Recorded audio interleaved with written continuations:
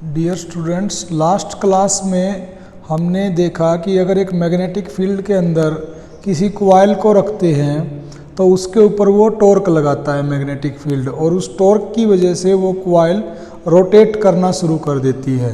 तो इस प्रिंसिपल को यूज़ करके एक डिवाइस बनाई गई जिसका नाम है मूविंग कॉइल गैल्वेनोमीटर। तो next we are going to study about the moving coil galvanometer.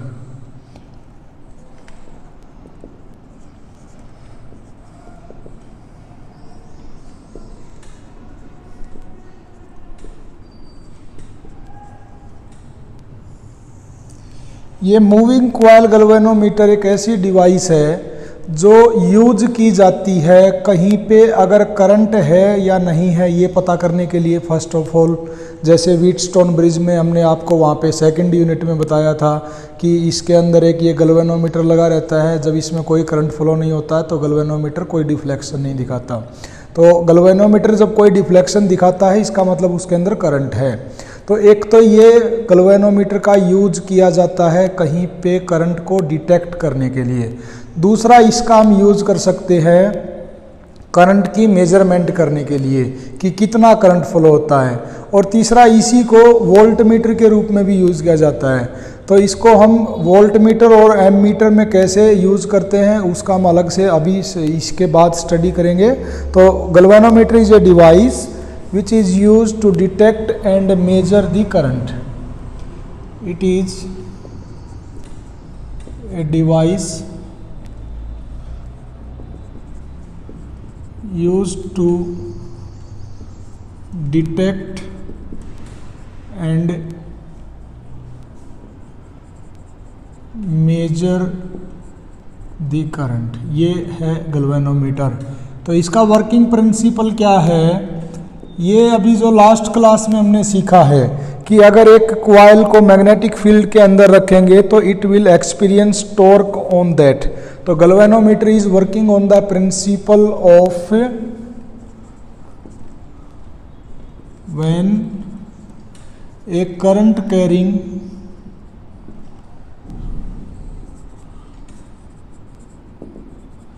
Coil is inserted या put in a magnetic field,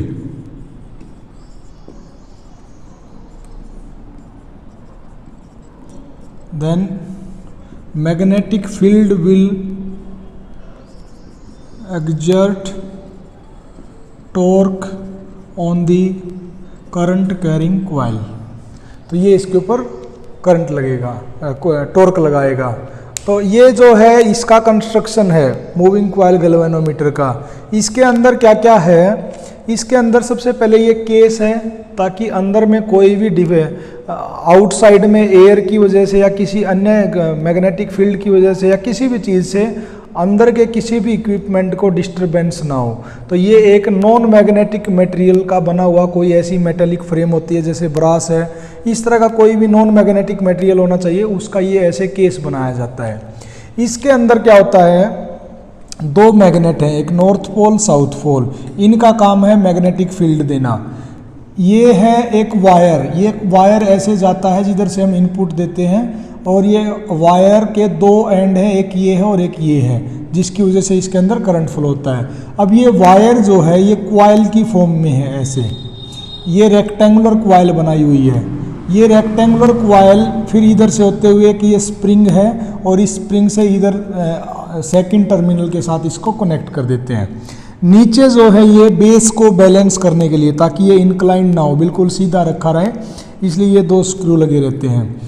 ये जो बीच में है ये है एक कोर। ये कोर का काम सिर्फ इतना ही है कि ये जो मैग्नेटिक फील्ड है इसको वो रेडियल बना दे। रेडियल मैग्नेटिक फील्ड होने से क्या होता है, लास्ट क्लास में हमने सीखा था कि किसी भी कॉइल के ऊपर टॉर्क मैक्सिमम जब होता है जब वो प्लेन ऑफ द कॉइल और मैग्नेटिक फील्ड जो है बिल्कुल एक दूसरे के पैरेलल होते हैं। तो उस सिचुएशन में मैग्नेटिक टॉर्क जो होता है वो मैक्सिमम होता है। तो अगर ये मैग्नेटिक फील्ड ऐसे सीधा जाएगा हर बार, तो उस सिचुएशन में ये जो क्वाइल हमारी बनी हुई है ये हमेशा इसके पैरेलल टू मैग्नेटिक फील्ड नहीं रहेगी।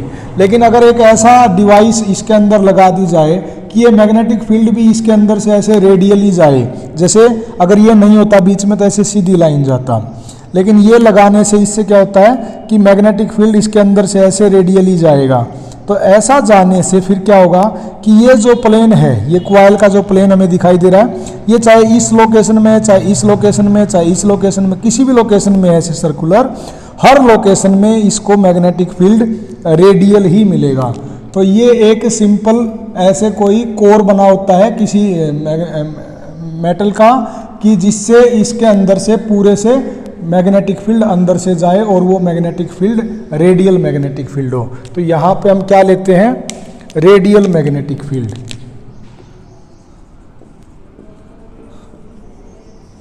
बाय पुटिंग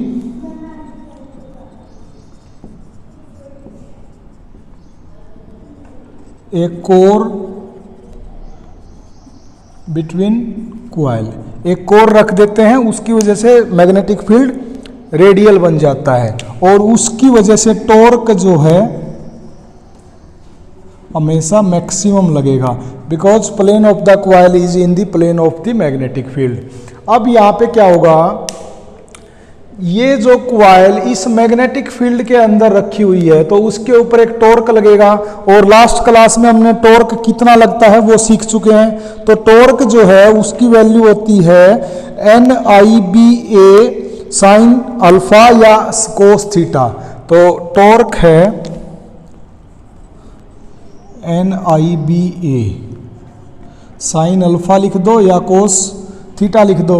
लेकिन जब अगर रेडियल मैग्नेटिक फील्ड होगा, हर बार ऐसी सिचुएशन होगी कि ये प्लेन ऑफ क्वाइल और मैग्नेटिक फील्ड एक दूसरे के प्लेन में होंगे, 0 डिग्री एंगल बनाएंगे, तो उस टाइम पे हर सिचुएशन में क्या होगा कि normal to the plane always make 90 degree with the magnetic field. तो अल्फा की वैल्यू हर बार 90 डिग्री ही होगी, तो टॉर्क जो है हमेशा मैक्सिमम ही होगा, NIBA always maximum torque.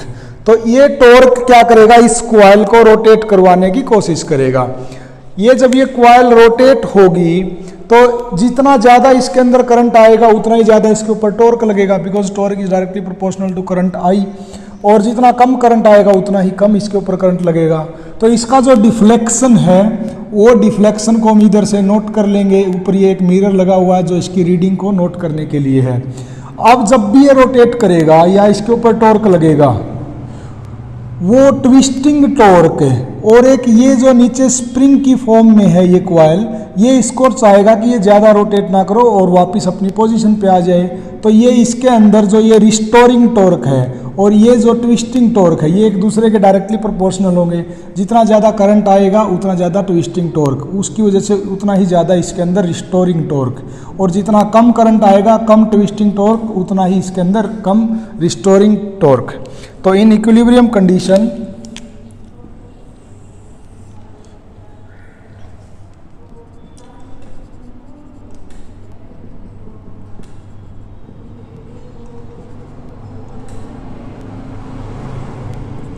Twisting torque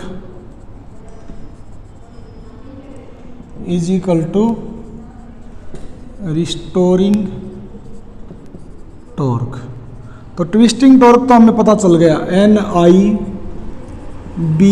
ये होता है। रिस्टोरिंग टॉर्क क्या होता है किसी भी स्प्रिंग का? रिस्टोरिंग टॉर्क होता है उस स्प्रिंग का कांस्टेंट या स्टिफनेस इनटू में उसके अंदर जो डिफ्लेक्शन आया है उसको बोलते हैं हम लोग टोटल को रिस्टोरिंग टॉर्क। तो इसके अंदर मान लिया एंगल थीटा एंगल से डिफ्लेक्ट हुआ है, ये थीटा एंगल घूमा है, तो वो उतना ही उसका एंगुलर डिस्प्लेसमेंट और इनटू में spring constant, this is known as restoring torque. तो यहाँ से आई की वैल्यू क्या आ जाएगी, K/NBA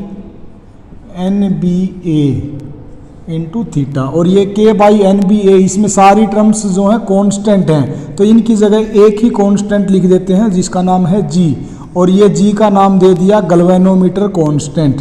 तो G is equal to K/NBA where G is galvanometer constant.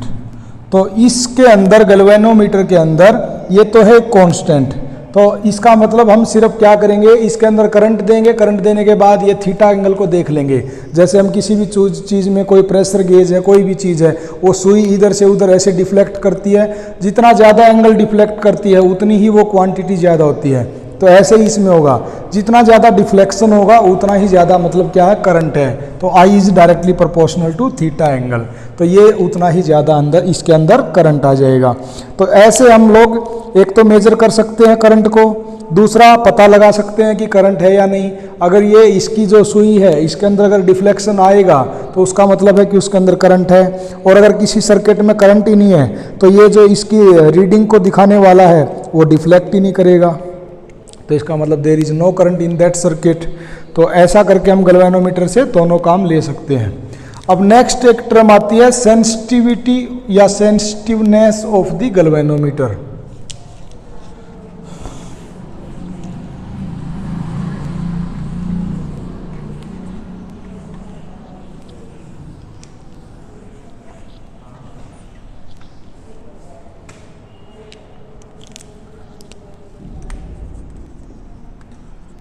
Sensitivity of galvanometer, तो ये दो तरीके की होती है। एक तो होती है करंट सेंसिटिविटी और एक होती है वोल्टेज सेंसिटिविटी। तो करंट सेंसिटिविटी क्या होती है? करंट सेंसिटिविटी ये बताई गई है कि डिफ्लेक्शन कितना आएगा जब यूनिट करंट फ्लो करे किसी चीज में। इसके अंदर गैल्वेनोमीटर में यूनिट करंट फ्लो करने से कितना डिफ्लेक्शन आता है, that is known as current sensitivity of the galvanometer. तो इसको ऐसे रिप्रेजेंट किया जाता है I S is equal to deflection produced per unit current, this is known as current sensitivity. अब हमारे पास ये आ गया I is equal to K by N B A into theta. अगर थीटा बाई ए की वैल्यू चाहिए, यहाँ से थीटा बाई ए की वैल्यू क्या बन जाएगी, N B A by K, this is known as current sensitivity. Second is voltage sensitivity.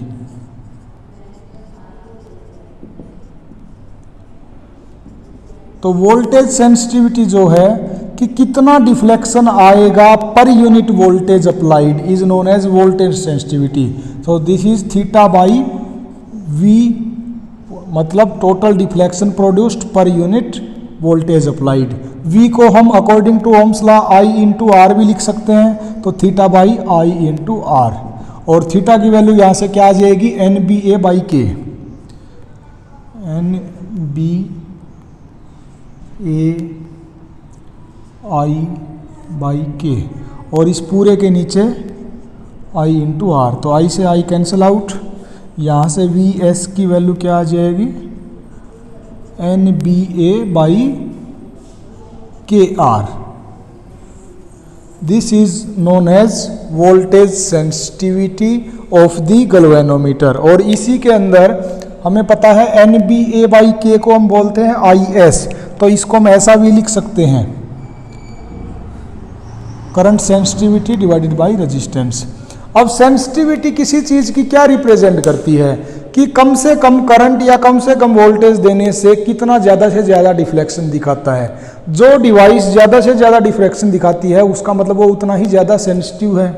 तो ऐसी हम क्या चाहते हैं, हम चाहते हैं कि हमारी डिवाइस ज़्यादा से ज़्यादा सेंसिटिव हो, वो कम से कम करंट को भी बताए हमें कि इसके अंदर इतना करंट का चेंज आया है।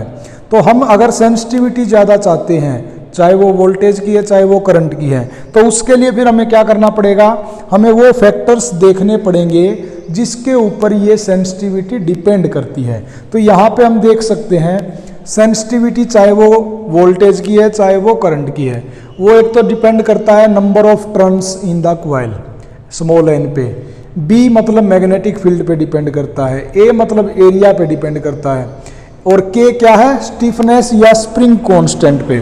तो हम देखते हैं किसको बढ़ा सकते हैं, किसका क्या कर सकते हैं ताकि गैल्वेनोमीटर की सेंसिटिविटी बढ़ सके।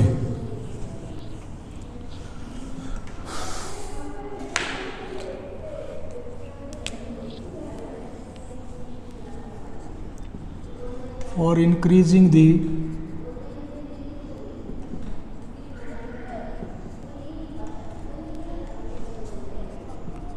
sensitivity of the galvanometer.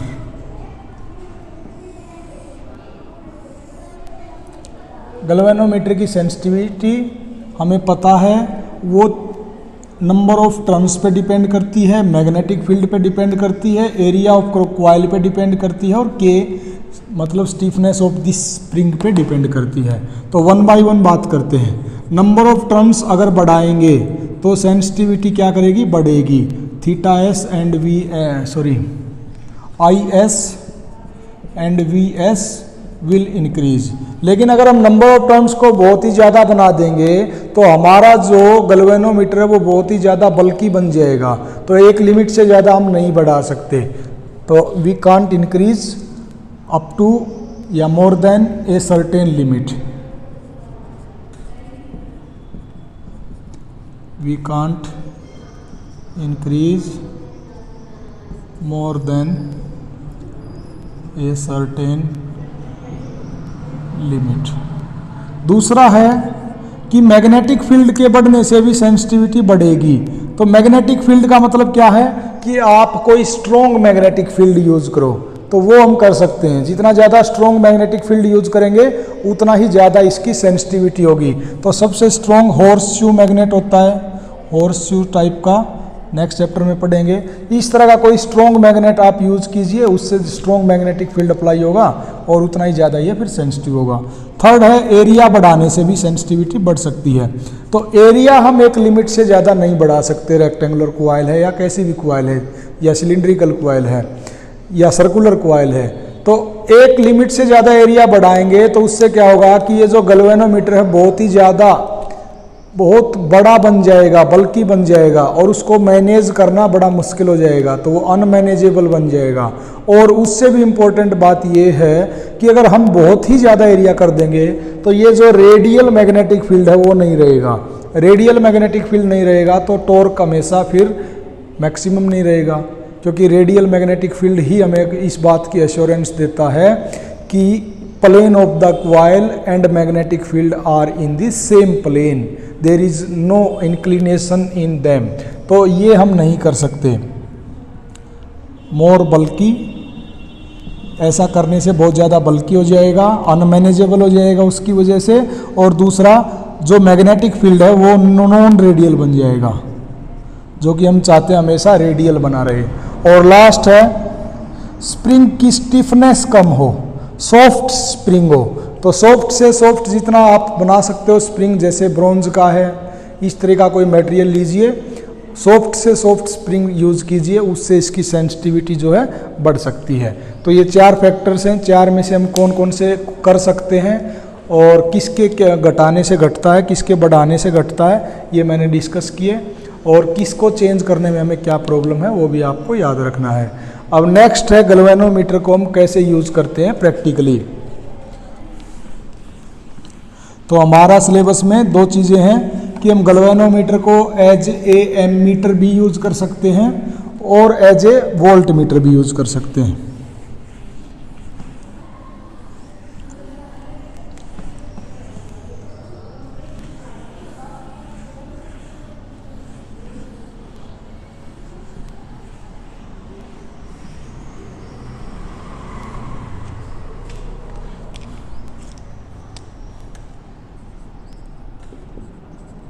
Galvanometer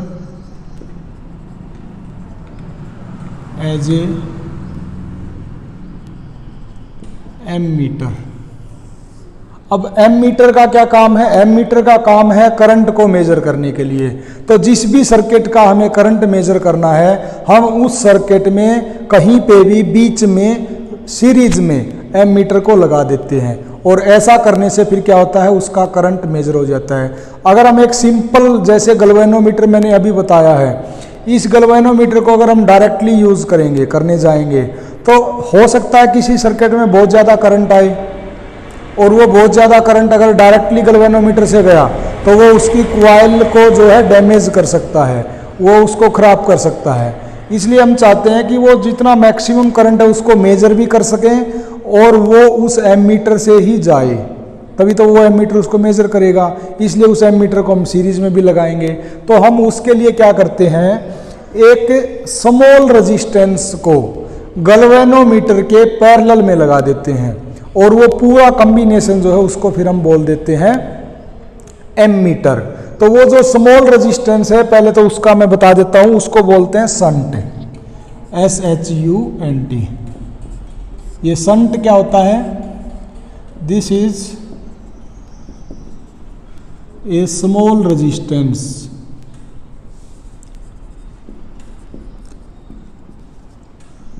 used in parallel to galvanometer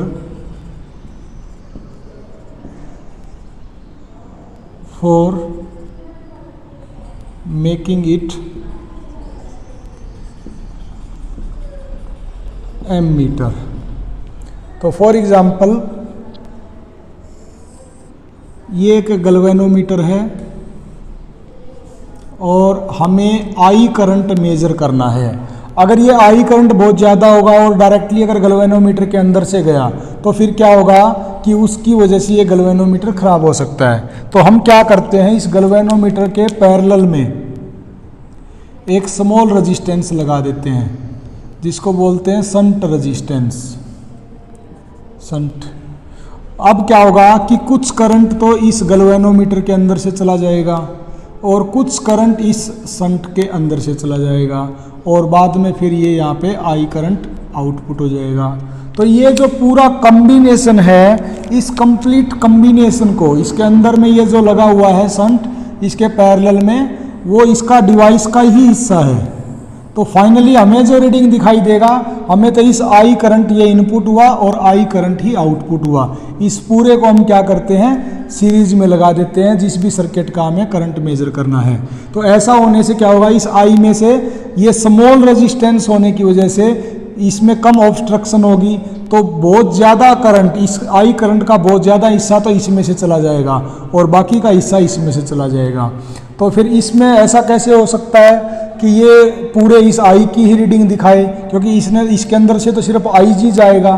तो इसको ऐसे इस तरीके से कैलिबर कर दिया जाता है, बना दिया जाता है कि जैसे पहले 10 पे इसकी रीडिंग 10 थी, मान लिया 10 एम्पेयर करंट था, फिर 5 एम्पेयर करंट पे इसकी 5 एम्पेयर थी, ये ऐसे 5 पॉइंट्स दिखाता था। इसको सेट कर दिया जाता है कि अगर 1 एम्पेयर करंट आए, मान लिया इधर से 10 आया, 10 में से 9 इधर गया, 1 इधर गया, तो 1 आए तो ये रीडिंग सेम दिखाए। अगर इसमें से 0.5 आए तो रीडिंग सेम मत दिखाए। तो इस तरीके से इसको ऐसे कैलिबर कर दिया जाता है, कैलिब्रेशन ऑफ द इंस्ट्रूमेंट बोलते हैं इसको, उस तरीके से सेट कर दिया जाता है। तो ये रीडिंग उतनी ही दिखाएगा, कम करंट में भी उतनी ही दिखाएगा। ये इस पूरे करंट में से कुछ करंट बाईपास चला जाएगा इस स्मॉल रेजिस्टेंस में से और बाकी का करंट इसमें से जाएगा। लेकिन इसको सेट कर दिया जाता है कि ये 10 की बजाय 1 पे इतनी रीडिंग, 0.9 पे 9 रीडिंग, 0.8 पे 8 रीडिंग। जो पहले 10 पे 10, 9 पे 9, 8 पे 8 दिखाने वाला था, अब 1 पे 10, 0.9 पे 9, 0.8 पे 8, ऐसे इसको सेट कर दिया जाता है। तो ये एक इंस्ट्रूमेंट बन गया ammeter, which is use to measure the current in any circuit by attaching it in series of the circuit. तो अब इस केस में नेट रेजिस्टेंस क्या बन गया इसका, मान लिया शंट का रेजिस्टेंस कैपिटल S है और गैल्वेनोमीटर का कैपिटल G है, तो नेट रेजिस्टेंस क्या बन जाएगा, 1/S प्लस 1/G। तो यहाँ से SG LCM S plus G, तो net resistance of the ammeter क्या बन गया, S into G divided by S plus G। तो पैरेलल में जब दो रेजिस्टेंसेस को जोड़ देते हैं तो इफेक्टिव रेजिस्टेंस हमेशा घट जाता है। तो ये ऐसा करके एमीटर जो है वो एक very very low resistance device बन जाती है और उसको हम हमेशा सीरीज में जोड़ते हैं। और एमीटर को बनाने के लिए गैल्वेनोमीटर के पैरेलल में एक शंट को जोड़ते हैं। ये बात आप अच्छे से याद रखना। एमीटर का रेजिस्टेंस बहुत ही कम होता है and it is a device to measure the current of any circuit. तो ये है first application of the ammeter. Now we are going to discuss about the second application of the galvanometer as a voltmeter। Galvanometer को as a voltmeter कैसे use कर सकते हैं।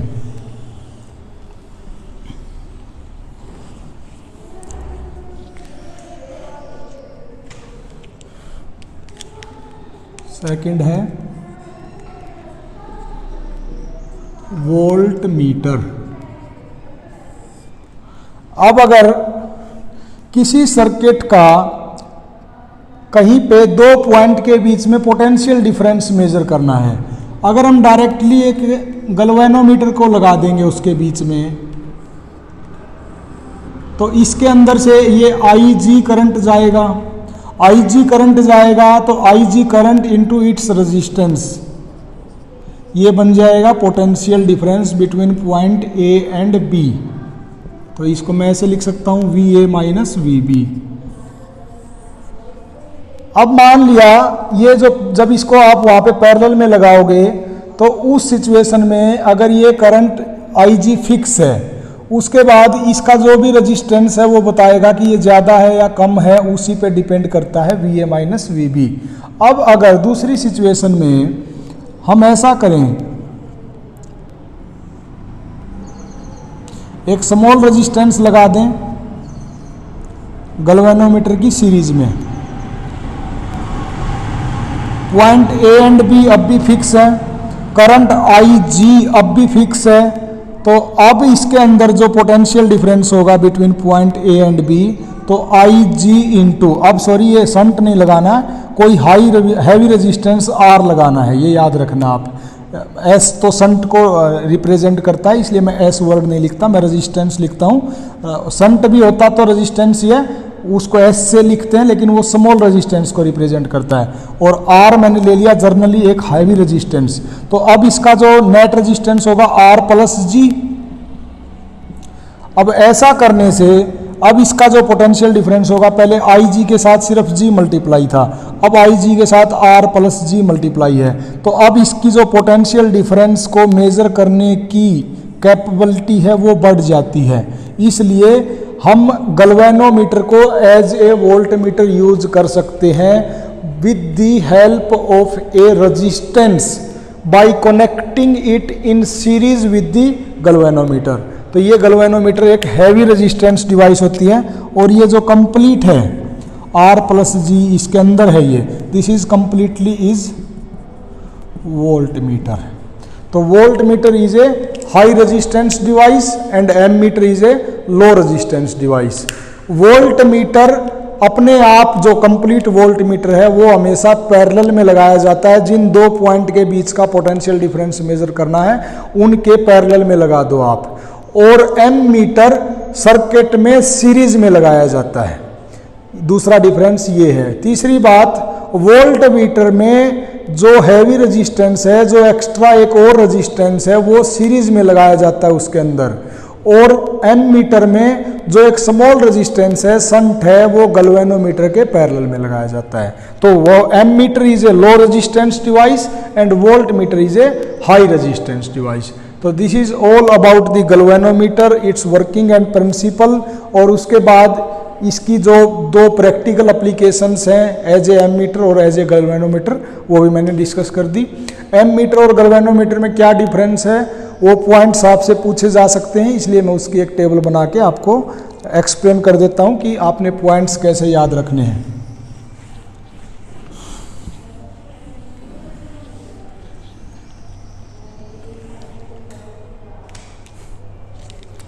Difference between ammeter and volt meter.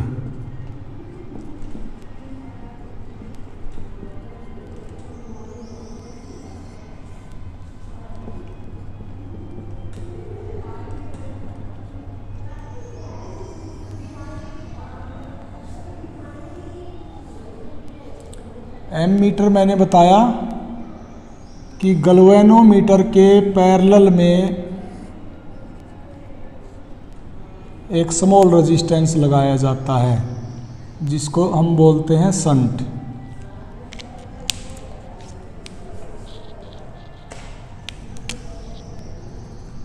ये इसका मान लिया initial point A, final point B. तो इसके अंदर का ये पूरा कंप्लीट पोर्शन जो है वो है एम मीटर। और ये वोल्ट मीटर में गैल्वेनोमीटर की सीरीज में एक हाई रेजिस्टेंस लगाया जाता है, और मान लिया this is point A and B, इनके बीच का जो पोटेंशियल मेजर करेगा वो एक पूरा complete device galvanometer plus this resistance is known as voltmeter. इसका नेट रेजिस्टेंस जो है वो कम होता है, इसलिए this is a low resistance device, क्योंकि ये दोनों पैरेलल में है। And this is a high resistance device. ये हमेशा सर्किट में सीरीज में जोड़ा जाता है, in circuit connected in series. और ये सर्किट में जिन भी दो पॉइंट के बीच में आपको पोटेंशियल डिफरेंस मेजर करना है पैरेलल में जोड़ा जाता है, in circuit connected in parallel. तो ये आपने पॉइंट्स याद रखने हैं, और ये फिगर को याद रखना है कि गैल्वेनोमीटर के से पैरेलल में कोई स्मॉल रेजिस्टेंस जोड़ देते हैं तो वो एमीटर बन जाता है, और गैल्वेनोमीटर के सीरीज में कोई हैवी रेजिस्टेंस जोड़ देते हैं तो वो वोल्टमीटर बन जाता है। लेकिन इसका उल्टा, एमीटर इटसेल्फ सीरीज में जुड़ता है और वोल्टमीटर इटसेल्फ पैरेलल में जुड़ता है। तो this is all about the ammeter and voltmeter. Today we are going to stop it here. Thank you.